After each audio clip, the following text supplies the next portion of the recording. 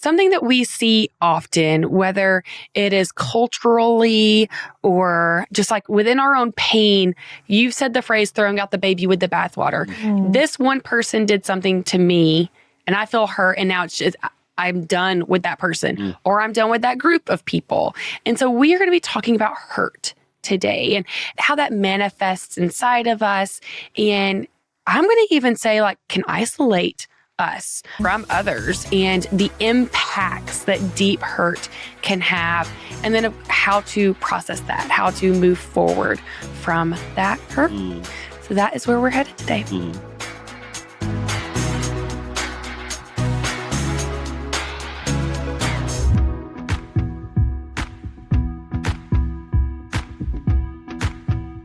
Welcome to the Connection Codes podcast. This is the podcast that breaks open the emotions that take us from being disconnected to connected in our relationships and in ourselves. I'm your host, Tera, and joining me is marriage and family therapist, clinical sexologist, Dr. Glenn Hill, and his incredible wife, Phyllis Hill. And together, they have founded the Connection Codes, which is the guide to human connection. And we're so glad you're here. Yes. Hello, world. Hi, friends. So that term, throwing out the baby with the bathwater, I've heard for a long time. So I'm kind of assuming that is a familiar term. Oh, yes. Yeah. I would be curious with our listeners today if you did, commented. So what platform can they comment on? All of them? Spotify, YouTube. Okay. And really, we want YouTube. Oh, so thank you for your YouTube viewers. Yes, we have reached a point on YouTube where monetizing. We are now able to monetize. So thank you. We go over the financials? We have, guys, we're up. Oh, okay. We have made $7. What? Wow. Yes. That's amazing. My word. So we are $3 away from being able to verify that we're an actual company. Oh my God. Wow. And then $90 away from them sending us a check. Gracious. Wow. I know, it's very exciting stuff. Now, does that put us on the level where it's free cruises for everybody? I mean, if we keep going. Wow. Yeah. Wow. Wasn't the first month $1? Oh, we made $1 in a couple of days. Oh, Is that like I just got excited when we made the first $1. Wow. Yeah. We're all set. Yeah. So in all seriousness, if you don't care what platform you are consuming this on, please use YouTube. Even if you are only listening, you can listen and not watch. That's great. But we just are super excited about YouTube. So going back to what I was saying, love to hear your comments on the whole throw out the baby with the bathwater, and what either a subject, maybe personal, like, this is when you experienced that, when you did it yourself, you threw out the baby with the bathwater, or when you felt like that happened to you, where you were the baby that was thrown out with the bathwater. So I have a little bit of fear that maybe people in other countries don't know that don't phrase. use that phrase. And so what do we mean when we say throw the baby out with the bathwater? Yeah, and that's actually part of what we want to break down today. So it's not just a phrase, but it's really like, what has that been? And there's so many, because even before we started the podcast today, we're talking about this a little bit. This happens in so many different arenas. Yeah. And part of it, and we will get to the hurt, because that's kind of the deeper part of it. But for those who don't know the term, throwing out the baby with the bathwater. So if you think about, and you can visualize a bath full of water, and the water gets dirty, but in the bath is also a baby. And instead of just taking out the dirty water, you just pick up the tub and you just throw the whole thing, which of course means this precious baby gets thrown. That sounds pretty horrible. It does sound pretty horrible when you visualize it and break it down. And we have done this throughout life. And in a way, that's what we want to talk about, is because of the hurt that is experienced. So I think the best way to always maybe define something is through an example. And it's interesting because we talked about this, that this can be pretty touchy subject, because I think for some of us, we are guilty of that judgment. For example, if I've had a wound with a certain group of friends, it's easy just to walk away from the whole group of friends instead of processing my hurt, going to this group of friends and saying, hey guys, I felt really hurt when we were all together last time and this happened. And it's interesting because maybe you say to yourself, well, I'm just a conflict avoider, so it's just easier for me to walk away. Okay, that's probably how some people have experienced it. Others don't want to rock the boat. So instead of going and saying, oh, I've got questions here, or I felt hurt by what was said, it's easier just to walk away. And there is this, I think we want to maybe justify when we do that. And we've done that. I'm using a pretty mild one, saying a group of friends, but there's a lot of loss also that happens when we throw out the baby with the bathwater. We assume that's the best course, and we don't realize that often it comes at a really big loss, and a lot of it comes through judgment. Yeah. Can I give an example that where I threw the baby out with the bathwater for about 24 hours? Yeah. As we were talking earlier, I actually processed this myself just a couple of days ago again. And I feel kind of vulnerable in sharing because there may be like judgment put on me for these like 24 hours where I was in such deep pain. In 2012, Wes and I were traveling through Europe and we had been videoing for weeks on end in all of these cities around Europe, videoing for this really amazing client that we had. Well, then we were actually there because Wes and I had booked a cruise to go to Israel and Egypt and Turkey. So it was time for us to finally be done working and go and catch the cruise. Well, we put our equipment, we had it in different bags. We kind of divided it out, but we put all of our hard drives in one specific bag. That way we could physically carry it on the cruise.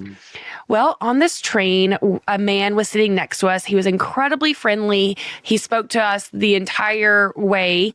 And as he was getting off, he reached up and was shaking my hand and grabbing a bag. And little did I know he was grabbing my bag with my hard drives on it. Wow. That bag ended up costing us over $40,000, which we were young. We were young in our entrepreneurial career, and we didn't have that money laying around. And also, this was a massive client. We were like, she's going to sue us. She's going to take everything, but she didn't. But that pain, we got off the train, realized it was gone. I just remember crumbling on the side, just being like, oh my God, we are the biggest failures. This man stole from us. And we went to the the police station, got our ride up, and Wes was like, Tera, we have to get on this cruise. Like, I have to tell my grandkids that we didn't give up, and we saw the pyramids, and we stood where Jesus was crucified. Like, we did these things. We have to just keep going. And so Wes and I always allow ourselves like one day to feel like our really intense anger and sad and all of the things. And so that next day we arrived in Turkey. Well, we get off the boat and every man looked like the man that stole our bag. Wow. Every one of them. And I suddenly no longer felt safe. I didn't want to give them any of my money. And this was a whole different country. We were in Rome when our stuff was stolen. And we got back on the boat immediately. I probably spent about 30 minutes in Turkey before getting back on the boat. I think about that now. And one, I experienced a lot of shame that I would put judgment on other people.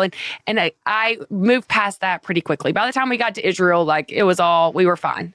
The bartender hooked us up over the week, knowing that we were in a lot of pain. But I do that happens so often where we experience something with one person and then we look in other people's face and cast that one experience on everyone else. And what I missed out, I thought about what you just said. I missed out a day, which is only a day, and I recognize that, but learning their culture, seeing these people, getting to eat their food and explore their markets. And that part of it is just a small little example. But it does come at a cost and it can be extremely painful. And a tiny snippet, but I don't know if it's our previous podcast when it'll come out, but the guy on the bench, he threw the baby out of the bathwater because Nathan put his foot on the bench. Therefore, these two guys are idiots and horrible and attackers and who knows what could have been. But the dude could have, if he was a connection coder, couldn't be able to say, I feel some pain because you're putting your dirty, and it was raining, so there may have been mud, I don't know, whatever. I feel some pain because you're putting your foot on the bench where I'm sitting. If we're connection coders, we ooh him. And I think, who knows? We might have connected. We might have, could have been a mutually beneficial relationship. And I get it, something was happening for him, but he completely and again, tiny snippet because, we were engaging for 45 seconds, but he just, wished us both a vicious and efficient death because he's done with this. There's nothing beyond that. So the wet shoe on the bench, that's it. I'm done. And again, that's a tiny snippet, but people do this all the time. I come from a family of origin that is excellent at this. I had my oldest brother who passed away several years ago, had not spoken to me in 20 years because of something that happened when I was 37 years old. And I wasn't even doing something wrong. I was terrified in the scenario. And I said something to him. That was it. First time in my life I had ever not groveled, but that I had not acquiesced, that I had not crumpled in front of him. And that was it. That's the end of the relationship. And I was the best man in his last wedding. So it's not like we didn't have any involvement or connection, maybe, I don't know. But that was it. First time I ever said a word to him that he didn't like. Done. Permanently. Yeah. And that's incredible, throwing the baby out. And again, who knows, but I'm thinking, wow, what could we have meant to each other? If we'd been connection coders, is certainly pre-connection codes for me. If we had been able to collaborate, who knows? He's a brilliant guy. I mean, incredibly talented, gifted. What benefit could we have been to each other? I don't know that, but that was it. That was the end of the relationship permanently for the rest of his life. Yeah. And so I'm curious, why is it that hurt? What is the message of hurt that it hits us in a way where we cut off relationships? We sever relationships with one person, with a group of people. What is it about hurt that makes that impact? Yeah, I would suggest it's just biological, biochemical, that we're actually designed that way to tune us in. So, in other words, you touch a hot stove. I don't want you to contemplate this for a little while. I don't want you to leave your hand on the stove and then eventually go, I smell burning flesh, so probably should make it. Well, no, and we actually have different, the A fibers process the immediate, the intense pain. C fibers process lesser pain. And the A fibers are faster than the C fibers because, whatever, you step on a nail. Well, you're not supposed to deal with that in 20 minutes. You're supposed to deal with it instantly. You have a nail in your foot. So the same is true with the brain doesn't distinguish emotional pain from physical pain. So the same is true if I feel hurt by Phyllis, it's instant. I'm not thinking, I'll deal with that in the next 20 minutes or the next 2 days. No, it's instant. And now she's the pain source. So, you touch the hot stove, you deal with the pain source. You want to get away from the pain source instantly. So now she's the pain source. I'm not blaming her, indicting her. I'm just saying as far as what I'm experiencing, she's the pain source. Well, I want to get away from the pain source immediately, as soon as possible, and absolutely, not like, I'll just move a little bit away. No, you're like, I got to get completely away from that pain source. So, of course, connection codes protocol is slower, is faster. If I can slow down with her and in that moment go, whoo, babe, pain. If she's a three phraser, she goes, what's happening with pain? What am I saying? I felt hurt by what you said. It happened this morning with us. She said something, I felt hurt. I told her immediately. We processed it in 20 seconds, something like that. Which, again, this blows my mind. I've shared this so many times. I can't believe this is possible because we lived a freaking lifetime, years and years and even decades of not doing that. I would feel wounded by her. I would feel hurt. And we would be disconnected, lost from each other. And so often Phyllis didn't even know. She had no idea. Where did Glenn go? I see where he is geographically. Where did he go relationally? Well, he's drawing up inside of himself. He doesn't want to be with me. It's because she's the pain source. She didn't know that. I'm not blaming, indicting, judging her, but I felt pain with her. And to be able to process something in 20 seconds, and I know for so many listeners, they're just like, what are you talking about? That's stupid. That's fairy tale stuff. That's Never Neverland. No, it's true. Literally. I'm not saying every time, but you can process stuff in 20 seconds. Blows my mind. You can process stuff in 30 seconds. And shoot, if it takes us 2 minutes, we'll take that. If it takes 5 minutes, because for mine, that's one of the things we do with couples. Usually in our first session, we say, how long do your conflicts usually last? And they look at each other and they're like, several hours. And they look at each other and they're like, well, probably like maybe a day and a half. Well, I guess like maybe 3 or 4 or 5, I guess a week. And pretty soon they're talking literally weeks. And if you do the math on that, 30 seconds times X equals 3 weeks. That's a big number. So we're losing so much of life. And I get it. That was a long time ago. But you lost opportunities because of that wound, which you're not trying to feel the pain, the fear. There's probably a lot of shame in it. It's like, oh my gosh, I got scammed by this guy. Yeah. We're not trying to do that, but that's just what happens for us. Yeah. If you're listening and you're hearing what we're saying, there is that initial, even with what you shared, Tera, to all of a sudden feel unsafe, to the pain of that situation. Oh my word, I cannot imagine. And so for you to get off the boat in Turkey and all of a sudden every person you look at, every man you look at reminds you of that, your body is screaming, protect me and get back on that boat. And so you listened to your body, which is important. So if you're listening and you're going, oh my word, every time I step into that group of friends, I'm hurt. Or every time I step into that church building, I feel hurt. Or we can feel a lot of hurt by certain political groups.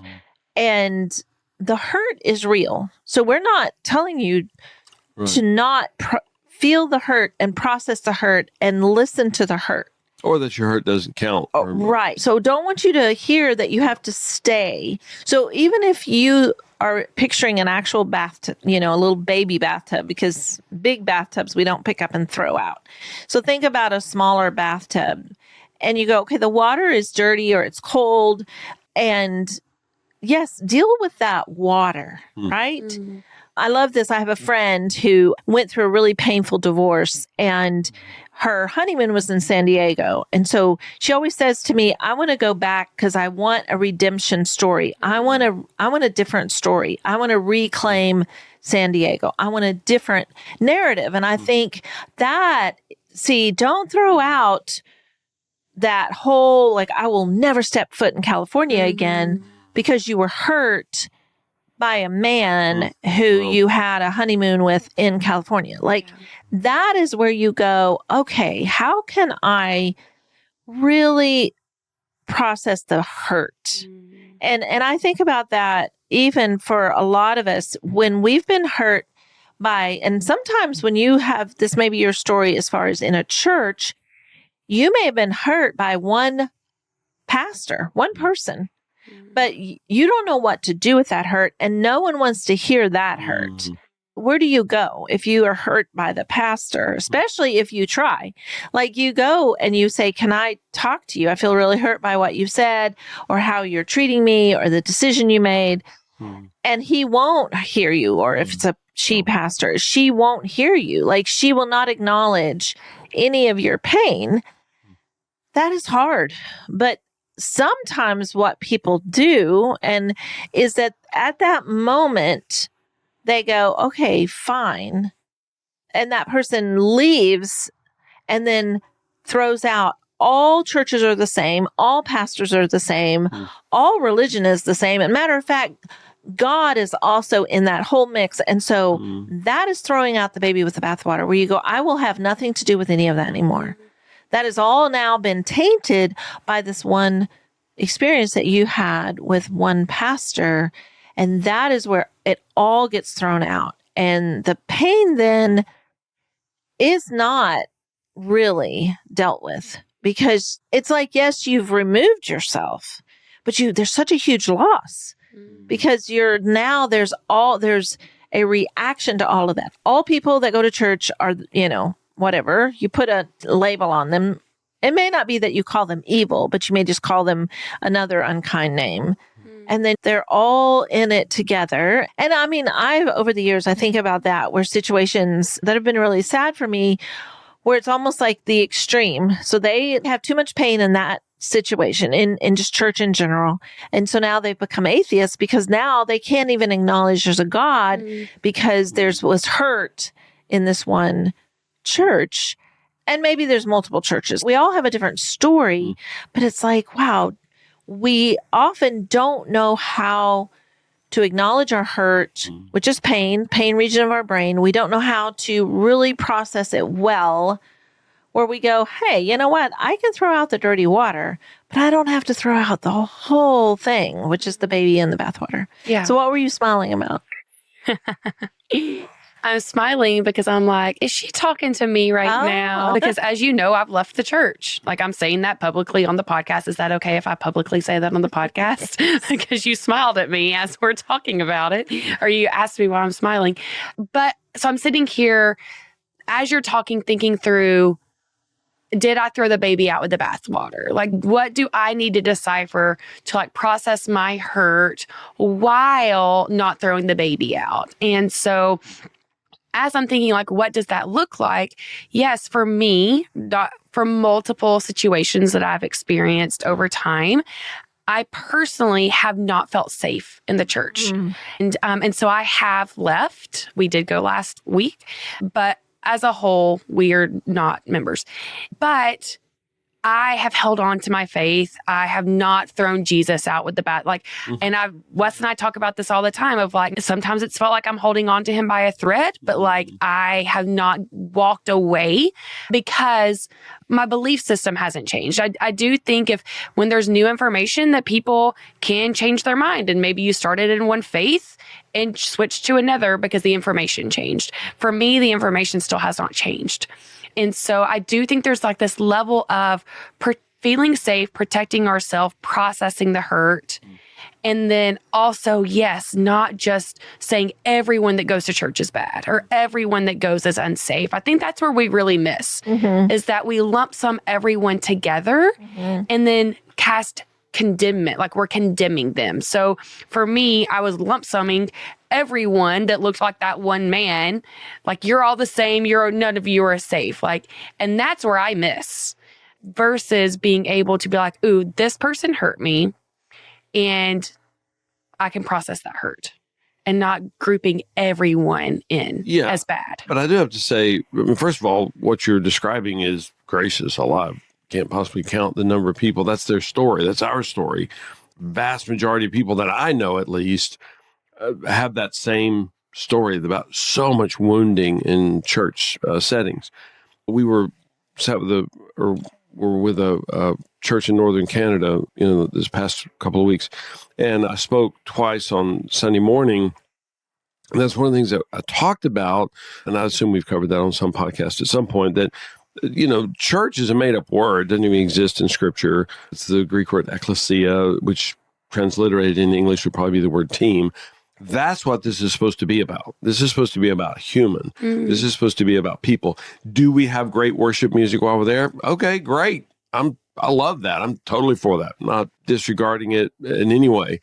But that's not the point of this. Our goal here is people. And if somebody comes in and is unseen, unheard, unvalued, and they leave, we didn't do team.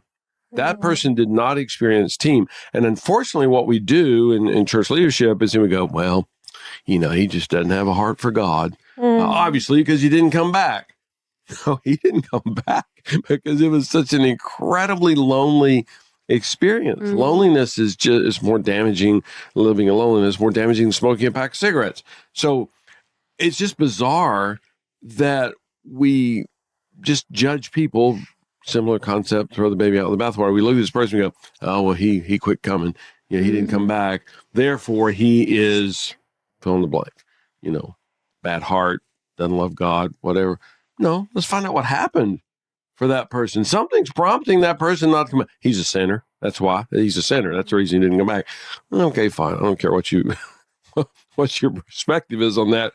But I want to find the human in it. I want to find out what happened for you. And it was amazing. This church that Jordan and Erica Coop, some of our coaches, are a part of, just beautiful people and so receptive. Oh my goodness. It's just indescribable what we experienced. And they are signed on. They're like, yeah. Let's get good at this.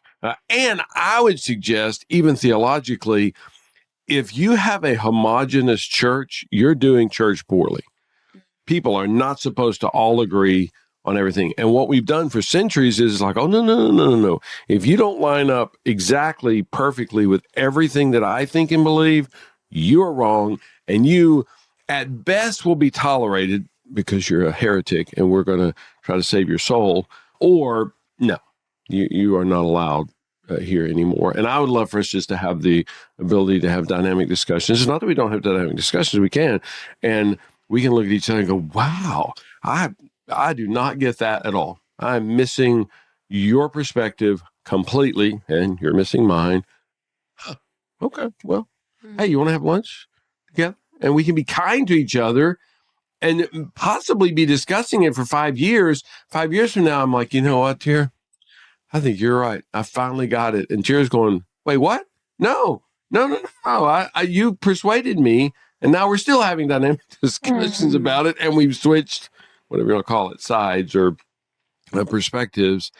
And we're kind and we're friendly, despite the fact that, wow, I see that. Yeah. I experience that totally differently than you do. Yeah. I think that this is a great example because I do think that it's something that a lot of people are experiencing right now. I think especially here in America, the two areas that we really do experience a lot of this throwing the baby out is both in religious settings and primarily the Christian church and politically, which you mentioned earlier, like, oh, you're on that side. Well, all of that side is bad and wrong. And so I do think that it's a great discussion, especially in this season, for us to just kind of examine, like, what is our hurt and what message is our hurt trying to share with us? And the message of hurt is move away. That is the message. So with that, it's like, okay, what can I process and still show up? What settings can I show up and be safe in? And how can I not lump everyone together? And how can I not continue to be curious? I think that's a part of it, is to be curious about other people. Phyllis hasn't hurt me. You know, like if I go to church, I went to church with a dear friend this last Sunday. Like I am completely safe with her. I feel so safe with her. And so just because she is a part of, you know, the organized part of religion, I don't need to throw that out. And so how can we show up in spaces and be curious with each other and while acknowledging our pain and processing it? Yeah. I'm just going to diverge real quickly. Sorry, but I think the message of pain is there's a problem. Not necessarily move away. Now would be the action. That's the need afterwards. Yes. Right. To do something with this problem. But so I don't want people in any way to think that there's not a problem. If you feel hurt, because we do that all the time. It's like, what? No, you don't need to feel hurt by what I said. I didn't even mean anything by that. Babe, I'm your husband. We've been together approaching half a century. You're good. And I just disregarded her experience. Therefore, I disregarded her. And the message of that, just for those of you out there who don't know this yet, if I say to Phyllis, you don't need to feel what you feel. What I'm telling her, the message she's getting is, number one, you're wrong to experience what you're experiencing, and you're stupid. And I know we don't say those words, but that's the message she got. Hey, babe, just want to let you know you're wrong and you're stupid, and that will not connect you with anybody ever. There's never been a time in our lives that I've done that. And she's like, babe, thank you so much for, I just feel so connected to you now because you told me I was wrong and I'm stupid. It doesn't work. Yeah. Thinking so often, like we're all in different places in our journey and the season. And I know the older I get, the more I realize, wow, this is so many things, so many decisions. The times that I've thrown out the baby with the bathwater out of pain is, in some ways, I didn't choose curiosity. I didn't ask enough questions. I didn't know what to do with the pain. But we've shared and we've been very open with our story. And I know we've shared this on the podcast where my dad, when I was 17, said, you either, let go of Glenn, break up with Glenn or whatever. He's out of your life, or you have to move out. And it was on a Saturday night. And by Sunday morning, when he came home from church, because he was a preacher, that was my choice. Well, in that moment in life, in that split moment, I chose Glenn. and left. And we're still not sure if she made the right choice. But we've also talked about what would have happened if I was so hurt by my dad in that moment that I threw out the baby with the bathwater and I packed my bags and I left home, and it altered my life in a huge way. And I think, what if I had just gotten curious, if I'd known anything about emotion back then, if I had known how to process my hurt with my dad and my mom, which I did not do at all, what could the story have been? And I felt like there was no other option. So I didn't get curious at all. I didn't talk to anyone. I was hurt by my dad intensely. I felt like he had drawn the line in the sand. And so I packed my bags and I got in the car with Glenn and we drove, from Texas to South Carolina. And it was... And I have to interject, because your dad threw the baby out of the bathwater. He said, you like Glenn, therefore, no. Yeah. And it would have been awesome if he had been a connection. Sure. To be able to say, hey, Precious, help me get this. What happens for you with Glenn? Because I feel a lot of fear about him. It would have been great if he could have said that to me. Yeah. And what an incredible opportunity. Of course, I had no male, any connection in my life. So I just want to make sure that. Sure. I hear you. I hear you. For you. Yeah, I hear you. But we've had that conversation many times. Like, Glenn loved me, and we were both obviously very immature, very young. But even if Glenn had said, hey, you stay home, we'll be fine. We'll make it. But you stay home and I'll go back to college, because he was in college in Texas. But because of that one moment decision, he also dropped out of college at that moment too. Like, it was this big package deal. It was that bathtub was full of a lot. Yeah. When we threw that thing out, it really did alter our lives. Where if we had been mature enough, more mature than my dad, and had actually said, you know what, let's slow the train down. I'll leave, let your dad cool off. I'll go wherever you would have gone for the rest of the summer. And then, and so I think about those moments in our lives where out of extreme pain, we react that way. So now, fast forward many, many years, and it's like, okay, have I matured? Like, am I now able to be curious? And it's interesting to me, even with all the politics and all the talk of politics, and you go, we choose sides so often, and then we can't even hear anything from the other side, and we don't get curious as far as, why do you believe that? Like, what happens for you in that? Like, wanting to know the belief systems and to be able to come to the table. This is one thing I really appreciate about Carlos Whitaker, because I feel like his message, if you've not heard his platform, and he was on one of our podcasts, so you could really listen to that if you don't know who we're talking about. And just how to human well, like how to love people that are very different than us. Yeah. And I would say that there's huge arenas for that and need for that. Political is big. Like, if you are one or the other, or you're, even a I hate politics. Get curious about what people are saying. Like, get curious about what is the solution, though? How can we unite and build a better country is really part of it. But I think our own hurt, it's like we throw out one or the other. We're either, right now, unless you're in a foreign country, you probably know that Trump was elected. So you're either a Trump hater or a Trump lover.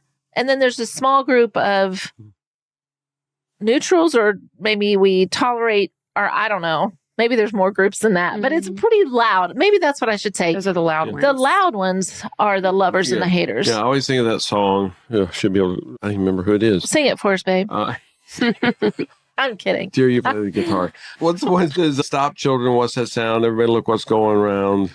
Yeah, stop. Yeah, a bunch of our listeners know this. But anyway, the line in it says something about people singing songs and carrying signs mostly say, hooray for our side.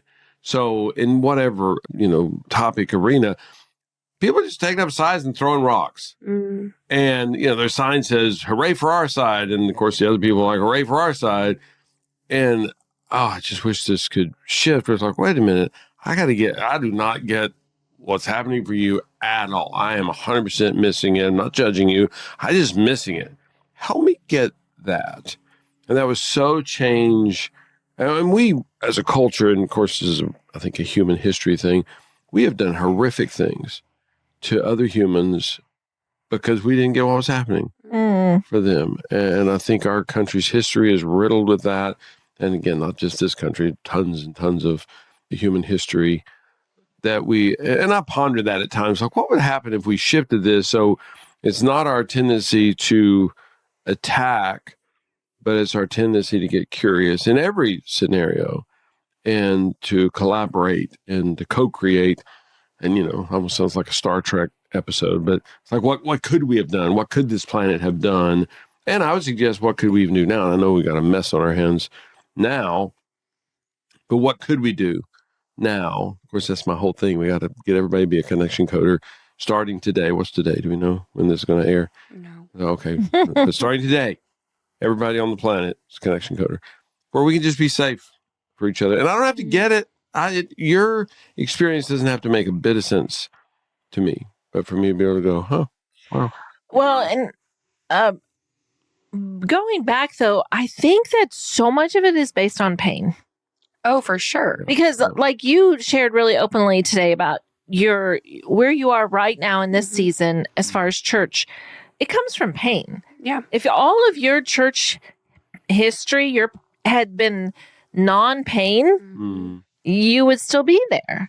It's the processing of pain. And I have a few friends that actually I've known long enough that I've seen them go through seasons of like giving up major groups or people or beliefs. And now they're over here. And I'm like, wow. And it's almost like there was so much pain in this that you're now over here, but I don't hear the processing of pain. I hear I'm right and they are all stupid idiots wrong. And it's like, ooh, could we slow it down and you could actually just share the pain? Yeah. What happened with the pain? Yeah. Where is that pain for you? I want to hear your stories. But see, that's hard to sit around and go, share more about your pain story. What happened in your pain story? Yeah. And tell me more about that. And that we just don't do that with each other, where we get curious even in that. Tell me that pain story that got you from there to here. I'd love to hear it. Yeah, I did a video, just a brief reel or whatever they call it, with Nathan in New York City. Just that the third phrase, I missed it, to be able to say that to each other. And there's some beautiful scenarios in northern Canada where we were a couple weeks ago, just people had missed with each other so horribly. And I don't pathologize either one of them. I'm not saying, oh, okay, hold on, let me mediate. Okay, she's right, you're wrong. Or, he's right, you're wrong. That's just what happened. And there were so many, I missed it while we were there. So many people going, oh, wow, okay. That's what happened where you pulled away from me a year and a half ago. And again, literally years ago. And they just totally missed. They just thought the person was a cold-hearted jerk. And once they heard the person's experience, they're like, oh, dang. And I'm not even saying that this individual did what that person experienced, but that person did experience it. And we can tell them all day long, stop it, don't experience that, shut up about it. And they will, eventually they'll shut up. And then the connection is lost completely. Yeah, I do. I want to speak into that just a little, which we're almost out of time. So I want to be aware of that. In regards to even talking about, where we are at today, like in America and politically. And because as you're sharing, I think about where I've been over the last several months in regards to that. And I am someone that I care a lot about politics, because for me, politics affect families, they affect homes, they affect our laws. And around summertime, I got to know someone who is on the complete other side. Like, we believe on paper very, very differently. And it's been really fascinating to be in relationship with them over the last several months, because the level of curiosity and like what the connection codes has done to be able to communicate with each other. Wow. And so I want to speak into these tools on when like the morning where it was announced, Trump won. I ended up on the phone with this person that day. And I didn't take very many calls that day. I was just like really kind of in my own space. And I took a call with this person, and they processed what they were experiencing. I processed what I was experiencing, and they shared, their fears or their hurts or their joys. And they held space for my fears or my hurts or my joys. And again, we put different things on that piece of paper.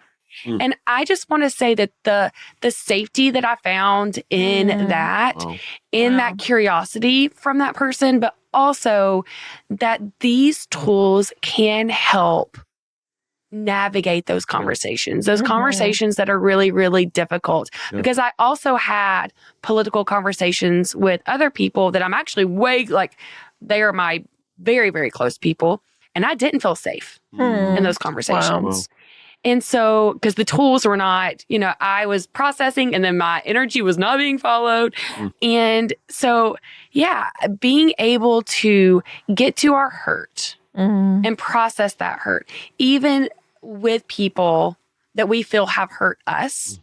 And for that person to hold space and say, I see you, I see this hurt, I think is a really, really beautiful thing.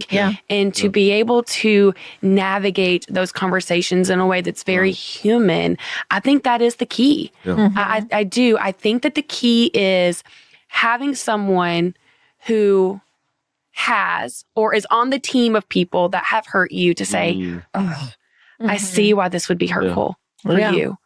And acknowledge it. That is incredibly healing. We experienced so much of that in Northern Canada in settings. It was just amazing to watch. And I mean, I'm just so honored and moved by it to see. And again, I'm talking years. Some of these individuals had experienced woundings from years ago and maybe over a period of years. And just so you know, as someone who grew up very, very, very conservative, like mega conservative, I think conservative, there's so many groups, Connection Codes Protocol, we must feel heard. If not, we get louder and louder and louder. Eventually we'll give up, and then maybe we'll get loud again later. That's what's happened so much in our culture is these marginalized groups have not felt heard. And I'm not even agreeing and voting and saying, oh, well, they've navigated it perfectly. No, I mean, there's literally been violence and horrific things done. That's because they're getting louder. I'm not approving of the actions, the behavior, but if we could hear them and go, oh, what did we miss something there? What's happening for you? That changes instead of like, well, you're bad, you're wrong. And it's the baby out with the bathwater. You're wrong, you're stupid because you screamed or threw a rock. Again, I'm not agreeing with throwing the rock. Instead of us going, hey, whoa, we might have missed something with you here. Help us get what's happening for you. And again, both sides, I think, are horrific at this. And if we could just slow down and hear people's experiences, I think it would change. That's what I observe in the micro, is that when people are able to do that, it changes the whole dynamic. Yeah.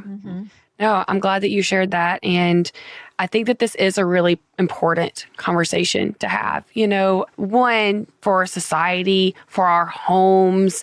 And then I also think about, like, I've even function out of fear sometimes. Even me sharing today, I'm not a part of church. Is there a listener that's going to throw this baby out with the bathwater because they disagree with who I am? If they find out more about me, are they going to throw the connection codes out? And so, like, that reasoning, it affects our lives. That is something that we very much do on a society level. And so I think the key takeaways today for sure are to stay curious about yourself, about those around you. Process your pain. When you're experiencing hurt with someone, to say it. to actually get it out of your body. We talk about that a lot. Whenever we stuff it, it actually can grow. But being able to just directly be like, ooh, that hurt. Like, I feel hurt over this. It can keep it from snowballing into more and where you eventually remove yourself. Yeah, because the pain doesn't go away. Yeah. And I hear from people all the time, oh, I just ignore that. It doesn't even faze me. I just move past it. No, you don't. You can, I mean, I get it. We've been told that a million times. You just need to move past that. It's not true. That's not how humans function. Welcome to planet Earth. That's just the way it is here. Yeah. And then lastly, to ooh each other well. To see each other, to ooh each other, and to say like, ooh, I can see why you were hurt by the church or by this group of people or by San Diego. I can see why you felt hurt in San Diego, but will you come visit me? I'm going to take you to this great restaurant, to acknowledge each other's hurt. Yeah. I think really is key. So I have to ask, have you been back to Turkey?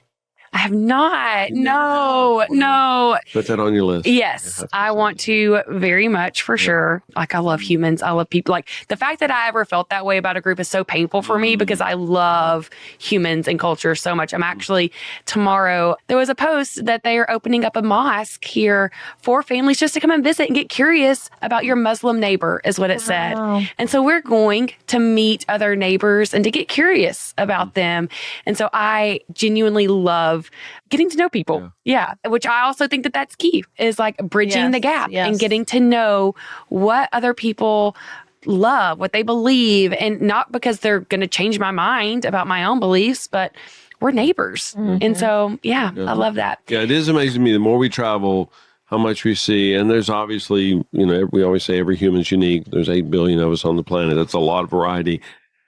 But we're so much the same. Yes. You don't meet a whole lot of people that don't want connection in their marriages, their families, their friendship. Everybody wants that. That's fundamental human for everybody. And there's just so much commonality that I think we miss because we throw the baby out with the bathwater. So, Tera, love for you to do the wheel today, because I know there's been a lot of emotion this morning and today. So love for you to do the wheel. Yeah, I feel guilt because when I looked at my calendar, I didn't have it all pulled up. And so I forgot we were doing podcasts today. Yeah, I hear that. And then shame with that too, because that plays into that I am like, I don't have all my ducks in a row all the time. And so lots of shame that I'm not like super on point every moment. Wow. Fear because that meant that Wes needed to turn around and now take our daughter to her appointment. So now I have fear that he's not going to be able to take off and fly where he was going to fly today if the winds pick up. I feel sad. Something is missing. I feel sad that, with today, Wes is leaving town for the weekend. And I feel so sad about that. Loneliness this morning and just like, okay, I've got to get all of this set up now. And Wes isn't here to help me with it. And so just lonely and not knowing exactly where the cables go and things like that. Hurt. I feel hurt. There's a problem. Thank you for clarifying earlier that that's actually the message. The problem that I felt hurt in is that I just needed to rush. And I feel hurt in rush. And I feel hurt that I don't present well. And because I like to be on point, especially with y'all. Wow. And what am I missing? Is there anger? Anger. Ooh, anger is power up, move to action. So my anger at myself helped me move fast this morning to get my hair done, to get things put together. And so my anger powered me up from myself. And joy because I forgot I was going to get to see you today. And then you were here and it was just like so much joy. Yes. So thank you. And thank you for your grace. And Glenn, especially because this morning you were like, oh, I don't want to put stress on you, even though I know it's like, no, we've got to get these done. And so, thank you. And thank y'all for sharing. I think that this is such a powerful message for what people are experiencing, is because there is a lot of hurt. There is a lot of hurt that is happening. And for us to be able to process that, I always have to add a caveat, because this isn't we are not saying for if someone is listening that is experiencing abuse, neglect, any type of where you're being hurt on a regular basis from that same person, like this is not a, no, you just need to process and move on. Like I just want to make sure we are abundantly clear that the message of hurt is there's a problem and the need is to move away. And so for you to ask, what is the problem and what do I need to move away from? Because moving away from it may not be that person or that group of people. It may just be like this little part of it. And so when you actually can clue into what do I need to move away from, I actually think that that is where you can keep a lot of what is in the bath. Because you're not just getting rid of it all. And so tune into yourself and ask that. If you don't already have a core emotion wheel, there is one in the show notes that you can download and at no cost, which is still, I get mad at myself every time I say that. It is free. It shouldn't be free, but it is. And we do all of this because you need this. You deserve this. So let's do this. Let's do this.